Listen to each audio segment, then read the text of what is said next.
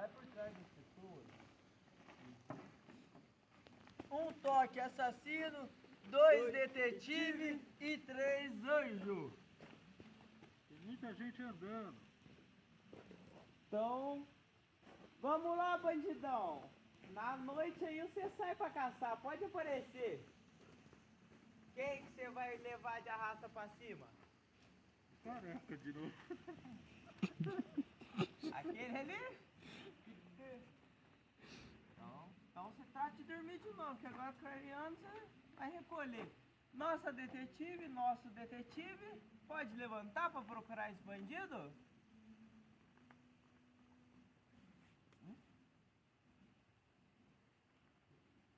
Então, vamos ver se o anjo vai descobrir agora quem que é. Pode acordar, anjo. Você vai salvar ou vai matar a pessoa? Pode escolher quem que você... Certinho. Você salvou? É. Então, cidade acordando agora, pessoal. Não é possível. O quê? Nada, continua. É muito estranho fazer porque essa aqui é difícil. Aí, o que é isso? Então, começamos.